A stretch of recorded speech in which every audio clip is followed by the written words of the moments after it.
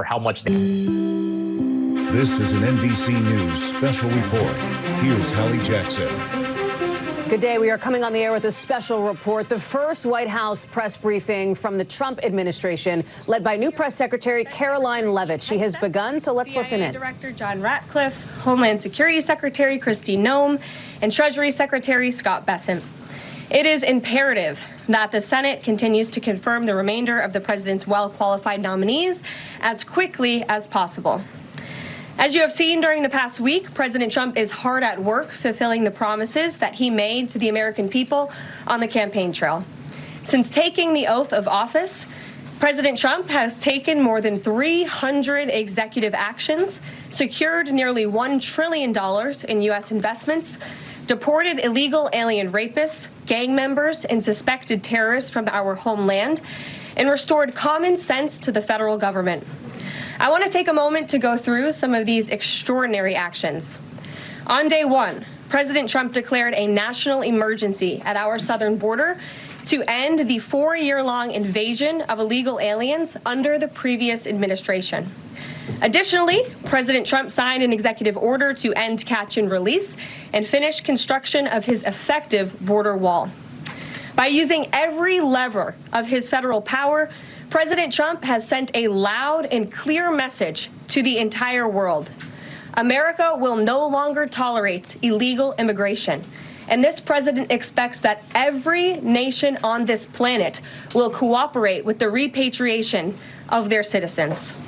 As proven by this weekend, when President Trump swiftly directed his team to issue harsh and effective sanctions and tariffs on the Colombian government, upon hearing they were denied a U.S. military aircraft full of their own citizens who were deported by this administration. Within hours, the Colombian government agreed to all of President Trump's demands, proving America is once again respected on the world stage. So, to foreign nationals who are thinking about trying to illegally enter the United States, think again. Under this president, you will be detained and you will be deported. Every day, Americans are safer because of the violent criminals that President Trump's administration is removing from our communities.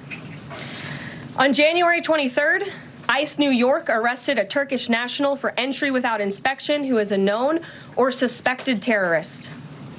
On January 23rd, ICE San Francisco arrested a citizen of Mexico unlawfully present in the United States who has been convicted of continuous sexual abuse of a child aged 14 years or younger. ICE St. Paul has arrested a citizen of Honduras who was convicted of 4th-degree criminal sexual conduct with a minor.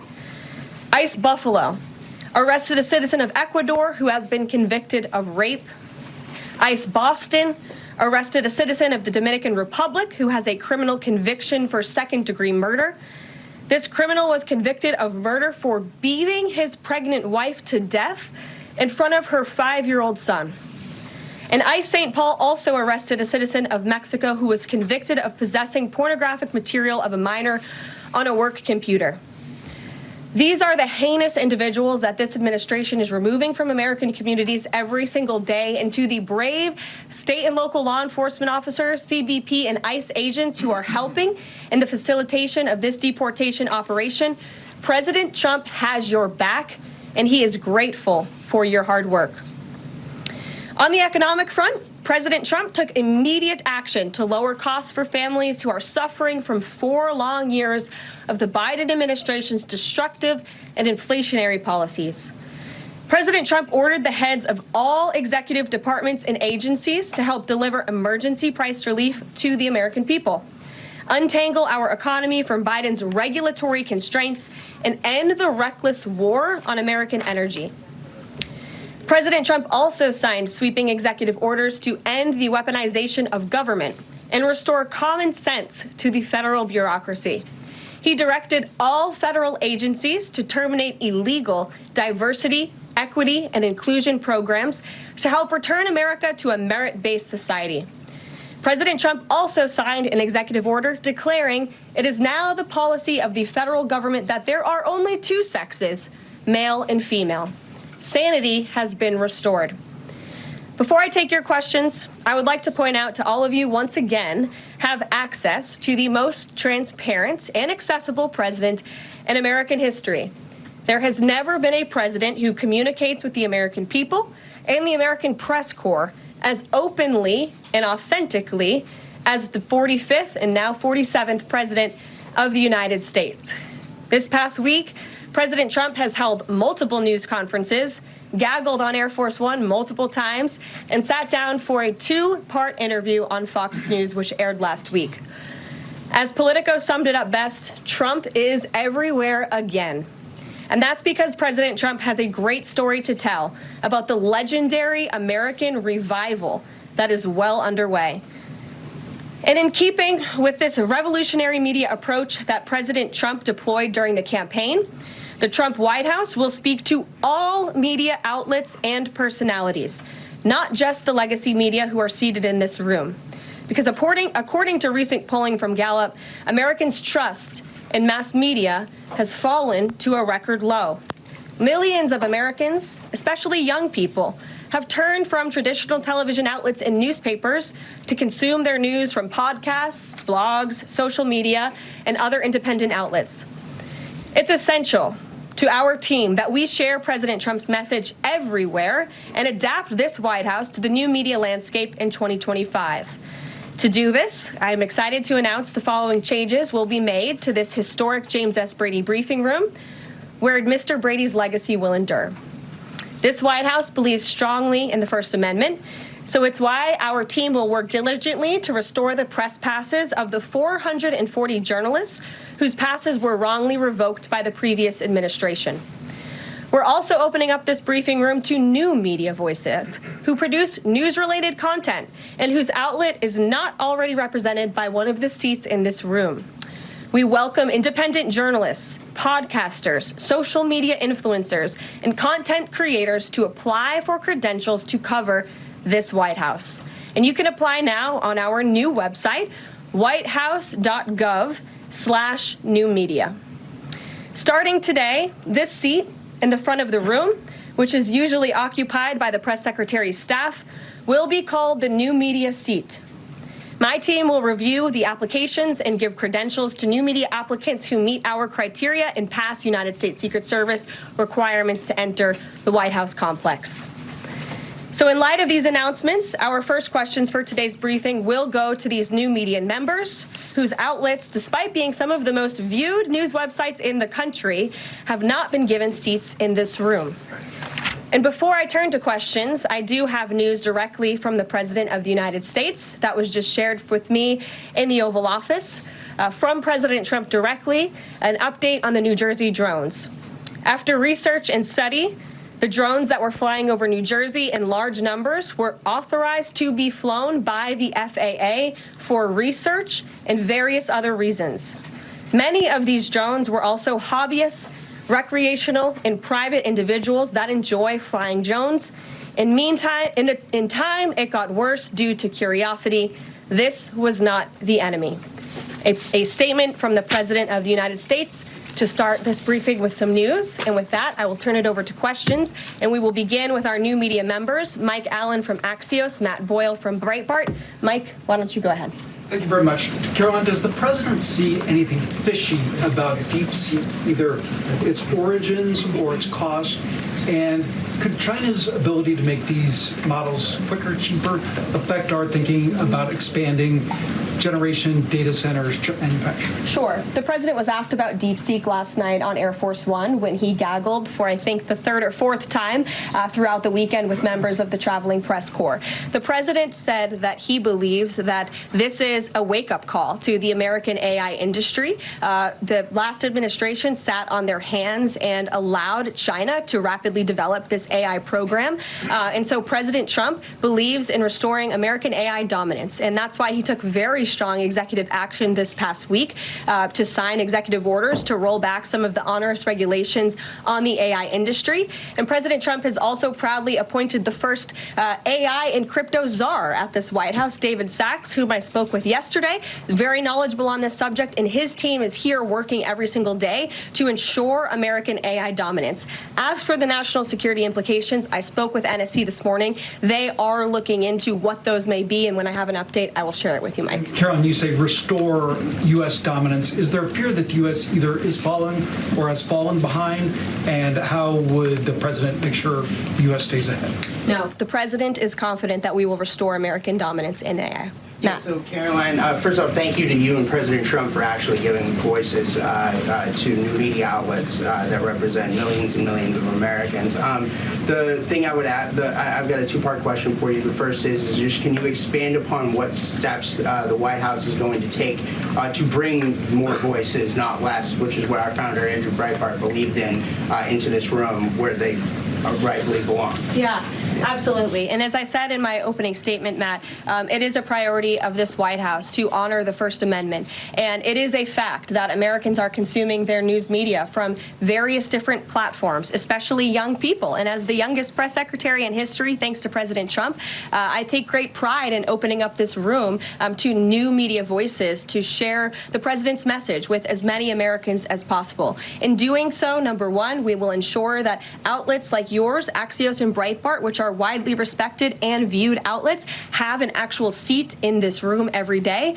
We also, again, encourage anybody in this country, whether you are a TikTok content creator, a blogger, a podcaster, if you are producing legitimate news content, no matter the medium, you will be allowed to apply for press credentials to this White House. And as I said earlier, our new media website is whitehouse.gov/new media. And so we encourage people to apply. Again, as long as you are creating news-related content of the day and you're a legitimate independent journalist, you're welcome to cover this White House. And secondly, Caroline, you said you laid out several of the actions that President Trump has taken. That obviously it's a stark contrast to the previous administration of breakneck speed from President Trump. Can we expect that pace to continue as the first 100 days moves along here and beyond that? Absolutely. There's no doubt President Trump has always been the hardest working man in politics. I think that's been proven over the past week. This president has again signed more than 300 executive orders. He's taken historic action. I gaggled aboard Air Force One to mark the first 100 days of this administration, 4 p.m. last Friday, our first 100 hours rather. And this president did more in the first 100 hours than the previous president did in the first 100 days. So President Trump, I think you can all expect for him to continue to work at this breakneck speed. So I hope you're all ready to work very hard. I know that we are. Zeke Miller. Thanks, Caroline. A question that we've asked your predecessors of both parties in this job. When you're up here in this briefing room speaking to the American public, do you view yourself and your role as speaking on, advocating on behalf of the president or providing the unvarnished truth that is, not to lie, not to obfuscate to the American people? I commit to telling the truth from this podium every single day. I commit to speaking on behalf of the President of the United States. That is my job. And I will say it's very easy to speak truth from this podium when you have a president who is implementing policies that are wildly popular with the American people. And that's exactly what this administration is doing. It's correcting the lies and the wrongs of the past 4 years, many of the lies that have been told to your faces in this very briefing room. I will not do that. But since you brought up truth, Zeke, I would like to point out, while I vowed to provide the truth from this podium, we ask that all of you in this room hold yourselves to that same standard. We know for a fact there have been lies that have been pushed by many legacy media outlets in this country about this president, about his family, and we will not accept that. We will call you out when we feel that your reporting is wrong or there is misinformation about this White House. So yes, I will hold myself to the truth, and I expect everyone in this room to do the same. And Caroline, just on a substantive question, yesterday the White House Office of Management and Budget directed across the board freeze, with some exceptions for individual assistance, we understand, to federal grants. It's caused a lot of confusion around the country among Head Start providers, among providers services to homeless veterans, Medicaid providers, states saying they're having trouble accessing the portal. Could you help us clear up some of the confusion, give some certainty to folks, and also is that uncertainty uncertainty. How does that uncertainty service the president's voters? Well, I think there's only uncertainty in this room amongst the media. There's no uncertainty in this building. So let me provide the certainty and the clarity that all of you need. This is not a blanket pause on federal assistance and grant programs from the Trump administration. Individual assistance, that includes, I'm not naming everything that's included, but just to give you a few examples, Social Security benefits, Medicare benefits, food stamps, welfare benefits, assistance that is going directly to individuals will not be impacted by this pause. And I want to make that very clear to any Americans who are watching at home who may be a little bit confused about some of the media reporting. This administration, if you are receiving individual assistance from the federal government, you will still continue to receive that.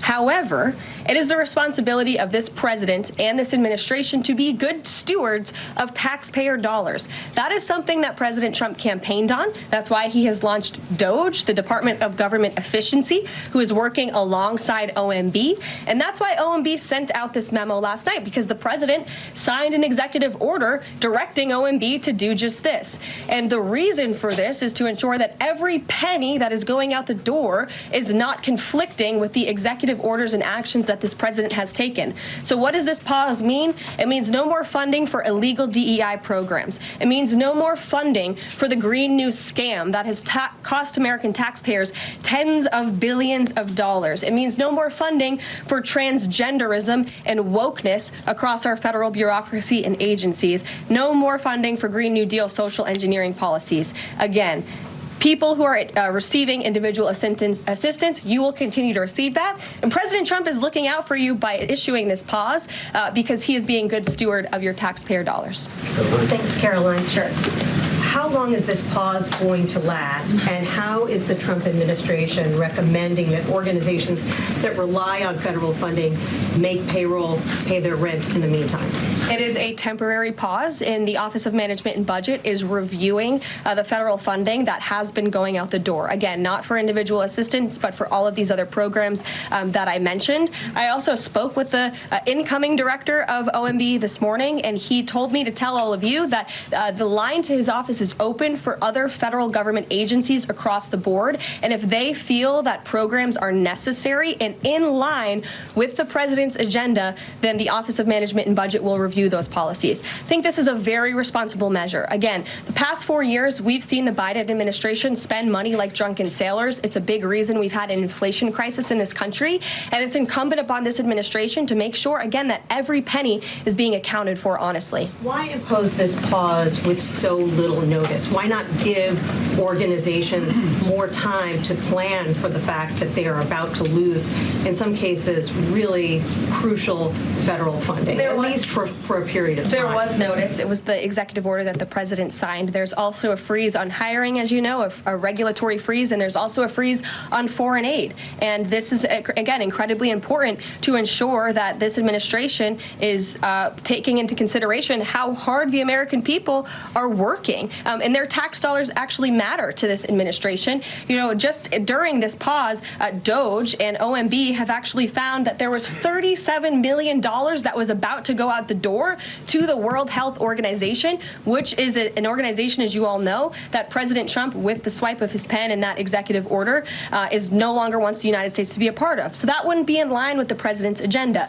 DOGE and OMB also found that there was about to be 50 million taxpayer dollars that went out the door to fund condoms in Gaza. That is a preposterous waste of taxpayer money. So that's what this pause is focused on, being good stewards of tax dollars. And so this doesn't affect Meals on Wheels or Head Start or disaster aid? Again, it does not affect individual assistance that's going to Americans. To follow up on Nancy, do you think there will be a list of who is affected and how much money is affected? How will these contractors and organizations know if they are actually having their funding frozen? And then secondly, if you're willing, can you just clarify, is the end goal of this to essentially challenge Congress or to prove that the president can withhold federal funding? In other words, is this an attempt to pick a fight to prove that he can do this? No, absolutely not. As it says right here in the memo, which I have, and I'd encourage all of you to read it, it says the American people elected President Trump to be the president of the United States. and gave him a mandate to increase the impact of every federal dollar. This memo requires federal agencies to identify and review all federal financial assistance programs and supporting activities consistent with the president's policies and requirements. The American people gave President Trump an overwhelming mandate on November 5th, and he's just trying to ensure that the tax money going out the door in this very bankrupt city actually aligns with the will and the priorities of the American people. So will there be a line? Yes. Welcome. You look great. You're doing a great job. You talked about transparency, and some of us in this room know how just transparent President Trump has been the last 5 or 6 years. I think you'll do the same.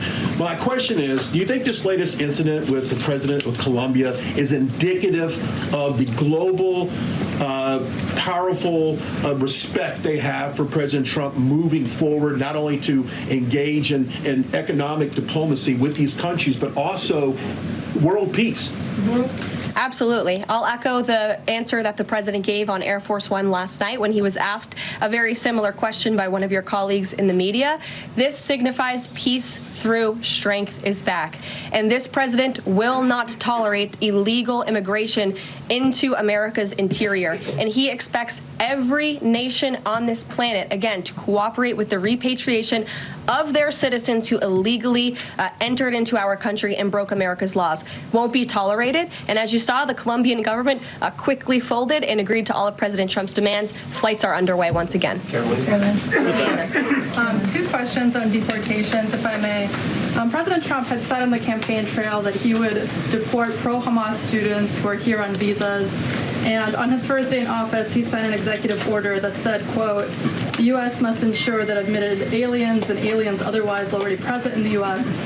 do not bear hostile attitudes towards the citizens, culture, government, institutions, or founding principles.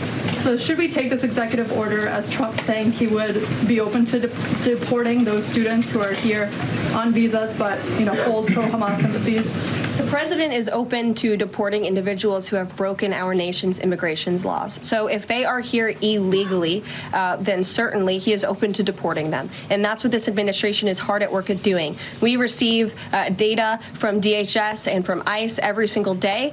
From what we hear on the ground, ICE agents are feeling incredibly empowered right now because they actually have a leader in this building who is supporting them in doing their jobs that they were hired to do, which is to detain, arrest, and deport illegal criminals who have invaded our nation's borders over the past 4 years. That's what the president is committed to seeing. Peter. Very quickly, just following up on the question on immigration first. President Trump, during the course of the campaign in 2024, said the following about illegal immigration. He said, they're going back home where they belong, and we start with the criminals. There are many, many criminals. NBC News has learned that ICE arrested 1,179 undocumented immigrants on Sunday, but nearly half of them, 566 of the migrants, appear to have no prior criminal record besides entering the country illegally. Is the president still focused exclusively, which is a civil crime, it's not criminal. Federal crime. So I'm asking, though, he said he was going to focus on those violent offenders first. So is violent offenders no longer the predicate for these people to be deported? The president has said countless times on the campaign trail, I've been with him at the rallies, I know you've been there covering them too, Peter,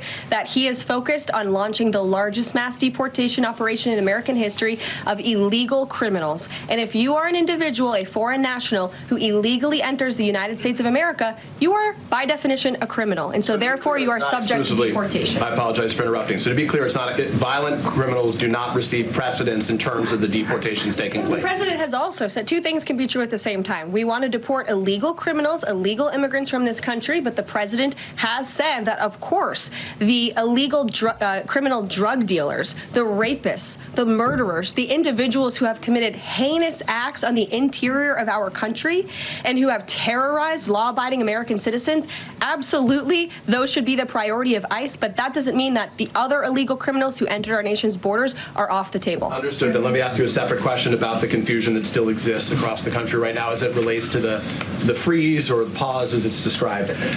President Trump, of course, ran one of the key policy items was that he was going to lower prices, lower the cost of everything from groceries, as he often said.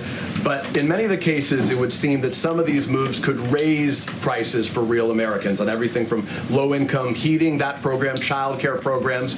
Will nothing that the president's doing here in terms of the freeze in these programs raise prices on ordinary Americans. What particular actions are you referring to that would? Referring to LHEAP right now, that's the low-income heating program, for example. We can talk about, there's no clarity, so I could refer to a lot of them. We don't know what they are specifically. Can you tell us that LHEAP, that LIHEAP is not one of those affected? So you're asking a hypothetical based on programs that you can't even identify. No, I just identified. What I can tell you just to be is clear, that since you guys haven't identified, let's do it together just for Americans at home. Medicaid, is that affected? I gave you a list of examples: Social Security, Medicare, welfare benefits, food stamps that will not be impacted by this federal pause. I can get you the full list after this briefing from the Office of Management and Budget. But I do want to address the cost cutting because that's certainly very important and cutting the cost of living in this country. President Trump has taken historic action over the past week to do that. He actually signed a memorandum to deliver emergency price relief for American families, which took a number of actions. I can walk you through those. He also repealed many onerous Biden administration regulations. We know over the past 4 years, American households has been essentially taxed $55,000 in regulations from the previous administration. President Trump, with the swipe of his pen, rescinded those, which will ultimately put more money back in the pockets of the American people. So deregulation is a big deal. And then when it comes to energy, I mean, the president signed an executive order to declare a national energy emergency here at home, which is going to make America energy dominant. We know that energy is one of the #1 drivers of inflation. And so that's why the president wants to increase our energy supply to bring down costs for Americans. The Trump energy boom is incoming, and Americans can expect that. Please share that out. Thank you. Caroline, I think some of the confusion I think may be here with this pause on federal funding. You've made it clear you're not stopping funds that go directly to individuals, but there certainly are lots of organizations that receive funding and then may pass along a benefit. Meals on Wheels, for one.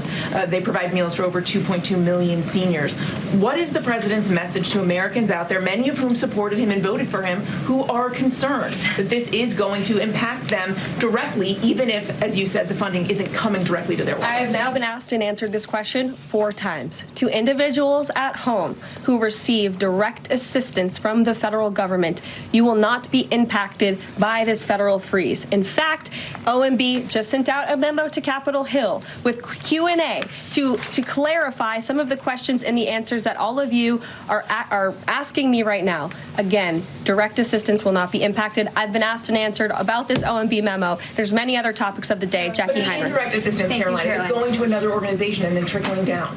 Direct assistance that is in the hands of the American people will not be impacted. Again, as I said to Peter, we will continue to provide that list as it comes to fruition. But OMB right now is focused on analyzing the federal government's spending, which is exactly what the American people elected President Trump to do. And one question on immigration, Caroline, on immigration. Of the 3,500 arrests ICE has made so far since President Trump came back into office, can you just tell us the numbers? How many have a criminal record versus those who are just in the country illegally? All of them, because they illegally broke our nation's laws, and therefore they are criminals as far as this administration goes. I know the last administration didn't see it that way, so it's a big culture shift in our nation to view someone who breaks our immigration laws as a criminal, but that's exactly what they are. You may have one going with the worst first. They all have a criminal record? And welcome to the briefing. If they broke our nation's laws, yes, they are criminal. Yes. Thank you. On stripping security details for figures like John Bolton, Pompeo, Brian Hook, Senator Tom Cotton said that he's seen the intelligence and the threat from Iran is real for anyone who played a role in the Soleimani strike. He voiced concern it wouldn't just impact those individuals, but potentially their family, innocent bystanders, friends, anyone who's near them when they're out in public. Is the president open to reconsidering his decision? The president was asked and answered this yesterday, and he was firm in his decision despite some of the comments that you had referenced. And he's made it very clear that he does not believe American taxpayers should fund security details for individuals who have served in the government for the rest of their lives. And there's nothing stopping these individuals that you mentioned from obtaining private security. That's where the president stands on it. I have no updates on that. Is there any concern that this decision might jeopardize the administration's ability to hire the best advisors for these kinds of positions in the future? No, in fact, I've talked to the Presidential Personnel Office, who has told me directly that there is such an influx of resumes for this administration that it's incredibly overwhelming. There is no lack of talent for the Trump administration. Reagan, would he take any responsibility if anything happened to these people? Would he feel at all that his decision was a factor in that? The president was asked and answered this yesterday. I defer you to his comments. Caroline. Reagan, since you're in the back row, I hear you. The back row hasn't gotten much attention in the last 4 years, so I'm happy to answer your question. And I can project.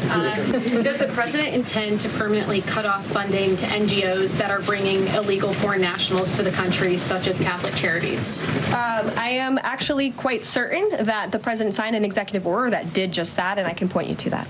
One more, Caroline. President Trump issued an executive order on increased vetting for refugees in visa applications. Right. Part of that order was considering an outright ban for countries that have deficient screening processes. Has the president considered yet which countries might fall into this category? Or countries like Afghanistan or Syria under consideration for a full ban? Yeah, so the president signed an executive order to streamline the vetting for visa applicants and for illegal immigrants in this country who are coming, of course, from other nations. It also directed the Secretary of State to review the process and make sure that other countries around the world are being completely transparent with our nation and the individuals that they are sending here. And so the Secretary of State has been directed to report back to the president. I haven't seen that report yet. We've only been here for a few days. One, on the freeze in federal funding, who advised the president on the legality of telling government agencies that they don't have to spend money that was already appropriated by Congress? Well, as the OMB memo states, this is certainly within the confines of the law. So White House counsel's office believes that this is within the president's power to do it, and therefore he's doing it. Okay, so they disagree with lawmakers who say that they don't have the power to freeze this funding. Again, I would point you to the language in the memo that clearly states this is within the law. And on what happened on Friday night, the administration fired several inspectors general without giving Congress the 30-day legally required notification that they were being fired. I think only 2 were left at DHS and the DOJ. And then yesterday we saw several prosecutors, I believe 12, fired from the Justice Department who worked on the investigations into the president. As you know, they are career prosecutors, therefore they are afforded civil service protections. How is the administration deciding which laws to follow and which ones to ignore? So it is the belief of this White House and the White House counsel's office that the president was within his executive authority to do that. He is the executive of the executive branch, and therefore he has the power to fire anyone within the executive branch that he wishes to. There's also a case that went before the Supreme Court in 2020, Scala Law LLC versus the Customs, Bureau Protection. I would advise you to look at that case, and that's the legality that this White House was resting on. So you're confident that if they bring lawsuits against you, the prosecutors who were fired, that they will succeed? We will win in court. And yes. Did he personally direct this, given they worked on the classified documents investigation and the election interference investigation? This was a memo that went out by the Presidential Personnel Office, and the president is the leader of this White House. So yes. Come from him. Yes. Caroline. Caroline? Sure. Thank you. Congrats on your first day on the podium. Thank you. President Trump ended funding for UNRWA and also designated the Houthis a foreign terrorist organization. That's right. Both were decisions that the previous administration had reversed. So here's my question. Will there be an investigation into who gave the previous administration this terrible advice? Well, that's a very good point. I haven't heard discussions about such an investigation, but it wouldn't be a bad idea considering that the Houthis certainly are terrorists. They have launched attacks on U.S. naval ships across this world, and so I think it was a very wise move by this administration to redesignate them as a terrorist group, because they are, and I think it was a foolish decision by the previous administration to do so. As for an investigation, I'm not sure about that, but it's not a bad idea. Josh. Thank you for the question. I appreciate it. Can you give us an update on the president's plans for his tariff agenda? He spoke a lot about this yesterday, and there's a couple of dates coming up that he's spoken to. Number one, February 1st, he's alluded to both the potential for tariffs for Canada and Mexico, but also China to take effect on those days. What's he thinking about that? Yeah. Should those countries expect that? Again, he was asked and answered this question this past weekend when he took a lot of questions from the press, and he said that the February 1st date for Canada and Mexico still holds. What about the China 10% tariff that he also had mused about last Tuesday going into effect on the same day? Yeah, the president has said that he is very much still considering that for February 1st. Separately, yesterday he talked also about sectoral tariffs on, for instance, pharmaceuticals as well as semiconductor computer chips. He talked about steel, aluminum, and copper. What's the timeline on those? Is that a similar sort of coming days thing? Yeah, so when the president talked about that in his speech yesterday, that actually wasn't a new announcement. That was within a presidential memorandum that he signed in one of the first days here in the White House on his America First trade agenda. So there's more details on those tariffs in there. As far as a date, I don't have a specific date to read out to you, but the president is committed to implementing tariffs effectively, just like he did in his first term. Finally, he also was asked on the plane when he gaggled about the potential for a universal tariff. He was asked maybe about 2.5%. There was a report about that. He said he wanted much bigger than that. Should we understand that these tariffs would add up? You know, in other words, you might have country-specific tariffs like Canada, Mexico, China. You might have sectoral tariffs like on pharmaceuticals, as well as a potential universal tariff on top of that. Do these stack on one or the other, or would one sort of take precedence over another? All I can point you to is what the president has said on this front. The February 1st date for Canada and Mexico, also the China tariff that he has discussed. He rejected the 2.5% tariff. He said that was a little bit too low. He wants it to be higher. I'll leave it to him to make any decisions on that front. Phil Wegman. What the Mexicans and Canadians have done so far, do you have any comment on whether that has met the bar, what he wants to see on fentanyl? Thank you. I won't get ahead of the president again on advocating to foreign nations on what they should or shouldn't do to get away from these tariffs. The president has made it very clear, again, that he expects every nation around this world to cooperate with the repatriation of their citizens. And the president has also put out specific statements in terms of Canada and Mexico when it comes to what he expects in terms of border security. We have seen a historic level of cooperation from Mexico, but again, as far as I'm still tracking, and that was last night talking to the president directly, February 1st is still on the books. Phil. Thank you, Caroline. Quick programming note and then a question on taxes. In terms of programming, should we expect to see you here every day? How frequently will these press briefings be? It is a good question, April. So look, the president, as you know, is incredibly accessible. First day here, he wanted all of you in the Oval Office. You got a 60-minute press conference with the leader of the free world while he was simultaneously signing executive orders. I may add that's pretty impressive. I don't think the previous office holder would be able to pull such a thing off. So look, the president is the best spokesperson that this White House has, and I can assure you that you will be hearing from both him and me as much as possible. And then a question about tax cuts. The president has promised to extend the tax cuts from the previous term.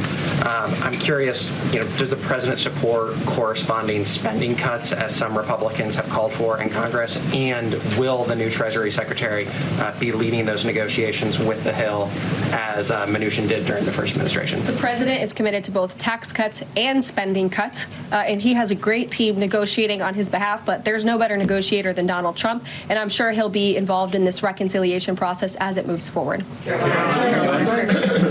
Caroline, in the announcement that you made last night on the Iron Dome, it said the president had directed that the United States will build this Iron Dome. Yeah. When you read into the executive order, it seemed short of that. It asked for a series of studies and reports back to him. Can you tell us whether the president has directed this? And if he is as concerned on this issue, why the suspensions that we saw listed by OMB included so many different nuclear programs, non-proliferation programs, programs to blend down nuclear weapons, and so forth? First of all, when it comes to the Iron Dome, the executive order directed the implementation of an Iron Dome. It also, as you said, kind of directed research and studies to see if or how the United States can go about doing this, particularly the Department of Defense. When it comes to the other question that you asked about those specific programs, again, I would say this is not a ban. This is a temporary pause and a freeze to ensure that all of the money going out from Washington, D.C. is in line with the president's agenda. And as the Office of Management and Budget has updates on what will be kickstarted once again, I will provide those to you. Can you just clarify for a sec what you were saying before on Medicaid? It wasn't clear to me whether you were saying that no Medicaid would be cut off. Obviously, a lot of this goes to states before it goes to individuals and so forth. So are you guaranteeing here that no individual now on Medicaid would see a cutoff because of the pause? I'll check back on that and get back to you. John. Thanks a lot, Caroline. As you know, in the first week that the president was in office, signed an executive order as it relates to birthright citizenship, trying to eliminate that. 22 state attorney generals have said that this is unconstitutional. A federal judge has just agreed with their argument. What's the administration's argument for doing away with birthright citizenship? The folks that you mentioned have a right to have that legal opinion, but it is in disagreement with the legal opinion of this administration. This administration believes that birthright citizenship is unconstitutional, and that is why President Trump signed that executive order. Illegal immigrants who come to this country and have a child are not subject to the laws of this jurisdiction. That's the opinion of this administration. We have already appealed the lawsuit that was filed against this administration, and we are prepared to fight this all the way to the Supreme Court if we have to, because President Trump believes that this is a necessary step to secure our nation's borders and protect our homeland. On foreign policy, Caroline, on foreign policy, if I may, the president's commitment to the NATO defense alliance, is it as strong as the prior administration? Is it the same as when he served as president in his first term in office? As long as NATO pays their fair share, and President Trump has called on NATO allies to increase their defense spending to 5%. You actually saw the head of NATO at Davos last week on Bloomberg television saying that President Trump is right, and if Europe wants to keep itself safe, they should increase their defense spending. I would just add that there was no greater ally to our European allies than President Trump in his first term. The world for all nations in Europe and, of course, here at home was much safer because of President Trump's peace through strength diplomatic approach. Thank you, Caroline. And it's great to finally be called on as well in the briefing room. I appreciate that. Of course, we know President Trump just got back from North Carolina and California meeting with victims of natural disasters. There's the 2-year anniversary of the East Palestine, Ohio toxic train derailment. Does the president have any plans to go visit the victims of that toxic spill, or just visit in general? No plans that I can read out for you here. If that changes, I will certainly keep you posted. What I can tell you is that President Trump still talks about his visit to East Palestine, Ohio. That was one of the turning points, I would say, in the previous election campaign, where Americans were reminded that President Trump is a man of the people, and he, as a candidate, visited that town that was just derailed by the train derailment, no pun intended, and he offered support and hope, just like I saw the president do this past week. It was a purposeful decision by this president on his first domestic trip to go to North Carolina and to California to visit with Americans who were impacted by Hurricane Helene and also by the deadly fires. A red state and a blue state, both of which feel forgotten by the previous administration and the federal government. That is now ended under President Trump. He will continue to put Americans first, whether they're in East Palestine, in Pacific Palisades, or in North Carolina.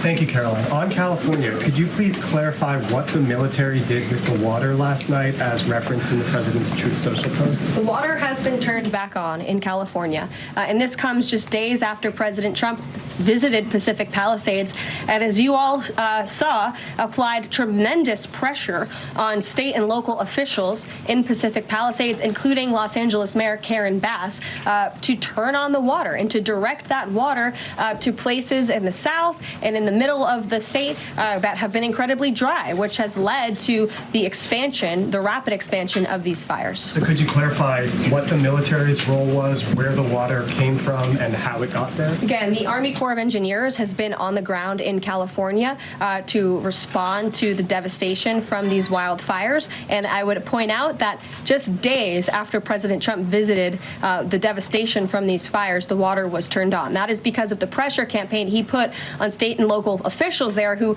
clearly lack all common sense. And I will never forget being at that roundtable with the president last week and hearing the frustration in the voices of Pacific Palisades residents who feel as though their government has just gone insane. Before President Trump showed up on the scene, Karen Bass was telling private property owners that they would have to wait 18 months to to access their private property. So this administration, the president and his team that's on the ground in California, Rick Grinnell, who he has designated to oversee this great crisis, it will continue to put pressure on Karen Bass and state and local officials to allow residents to access their properties. This is a huge part of it.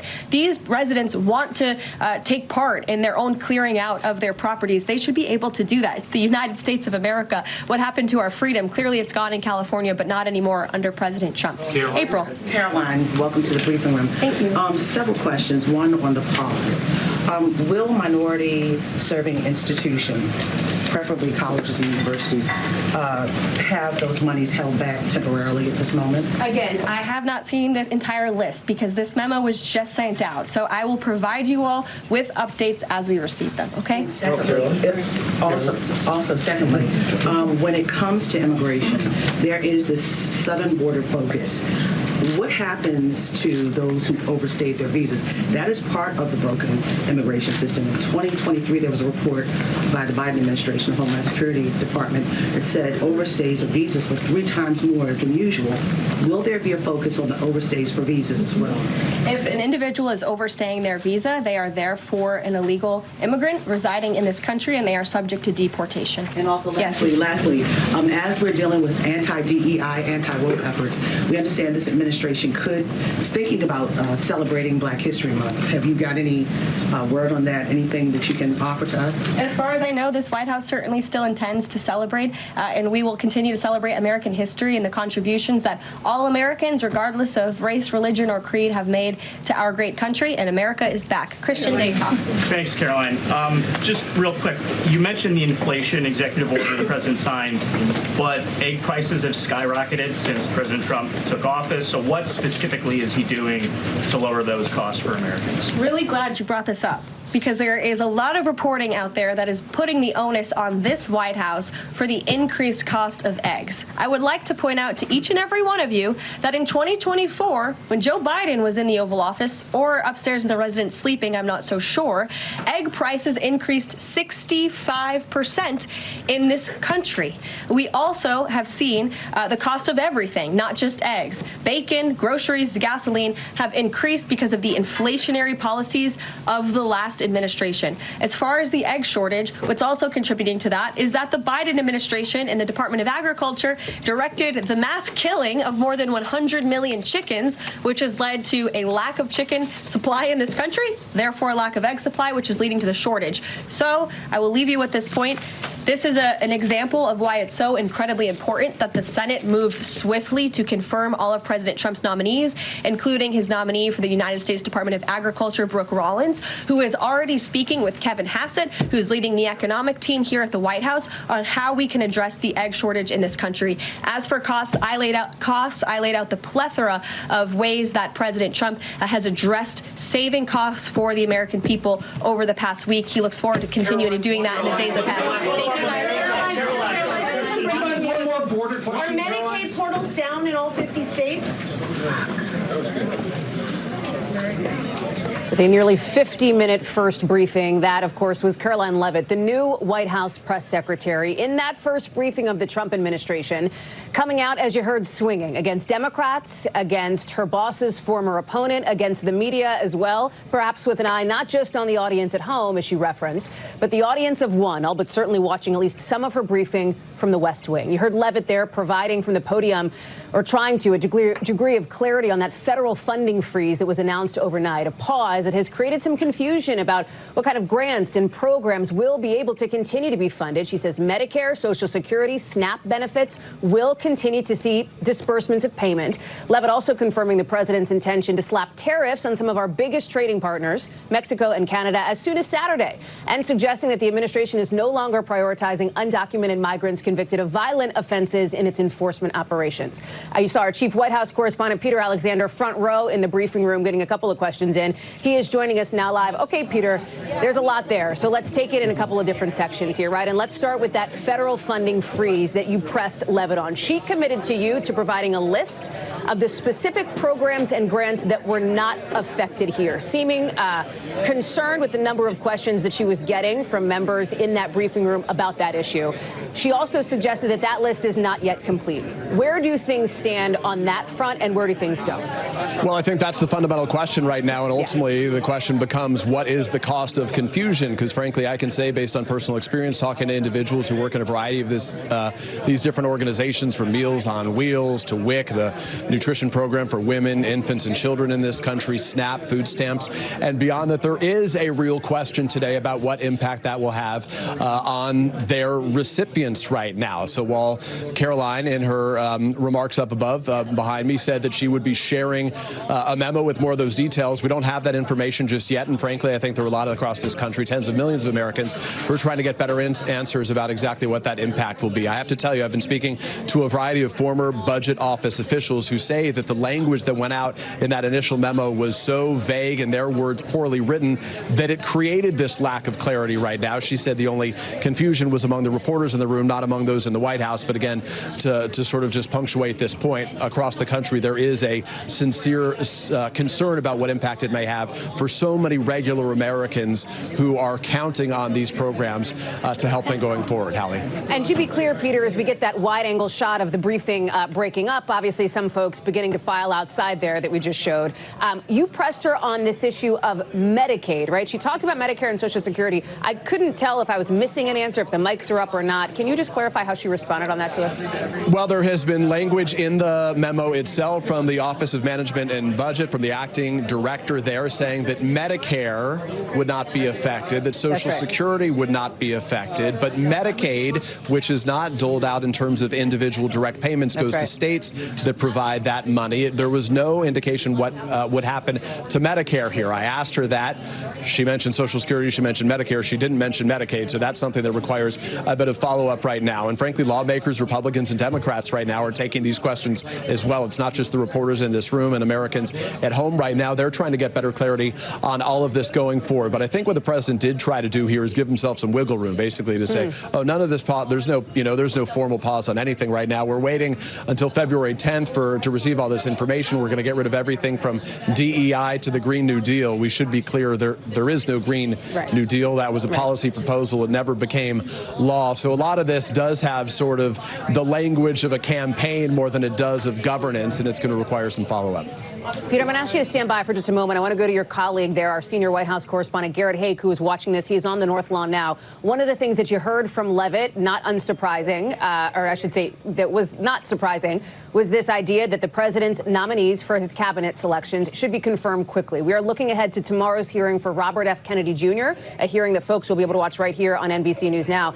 And there is a new wrinkle to this, which is his cousin, Caroline Kennedy, coming out, and I want to make sure we get this correct, speaking about Robert F. Kennedy Jr., essentially calling him, we're showing some of that video here, calling him a predator, Garrett, among other things. And this has created a lot of shockwaves, if you will, in and around Washington. Talk us through it. Yeah, highly unusual, Hallie. This was first a letter sent to senators making these same arguments. The video that you're seeing is Caroline Kennedy, the former ambassador, essentially reading the contents of her letter, in which she says the Senate should not confirm Robert F. Kennedy, and she calls him a predator. She talks about the fact that while he conquered his own well-known, often discussed drug addiction, he led others down that path. She goes on to describe him as unqualified for the position leading the nation's health agency and potentially dangerous to our nation's public health. Just an extraordinary statement from any family member, much less one as prominent as Caroline Kennedy. Although the political implications on this remain unclear, as we just saw with the Pete Hegseth nomination. Republicans have a little bit of breathing room if they can lose 3 Republican votes, have every Democrat vote against a nominee, and still see that person confirmed. Kennedy, his support cuts across party lines, as does his opposition. So it's been a little bit more challenging to get a whip count on him, if you will. But he's now opposed by Caroline Kennedy and by Mike Pence's political group. So being hit from the left and from the right. Remember, he'll have to get through 2 different committee hearings before his vote can move to the floor. So a difficult path ahead for Robert F. Kennedy Jr., the president's pick to lead HHS. No response from him that we are aware of yet to that video from Caroline Kennedy. Garrett Haake, thank you. Peter, let me go back to you inside the briefing room, because here it is, the first briefing of the second Trump administration. You have been through 4 years of briefings in the first Trump administration as well. And one thing we know to be true, President Trump likes to see fighters on his behalf from that podium, and it seems clear that the new press secretary has received that memo. I think that's right. I think Caroline Leavitt, regardless of your opinion, politically, Republican or Democrat, deserves credit for being adept at sparring with reporters in the room. She wasn't looking at notes for a lot of her comments. She was calling on reporters by name here. She said she and the president are going to sort of remake the way this room works here, suggesting that there are a lot of voices that haven't been heard. She called on some of those right off the bat, including one of the members of the Breitbart team here in Washington, D.C., a strong conservative outlet. But the bottom line is, I think if the president's watching, he'll probably like what he saw, and I suspect we'll see a little bit more Caroline Leavitt in the days and weeks ahead. Peter Alexander, our chief White House correspondent. Peter, thank you very much. That concludes this NBC News special report. You know we're going to have a lot ahead right here on our streaming network, NBC News Now, online at NBCnews.com, and tonight on Nightly. Thanks for watching.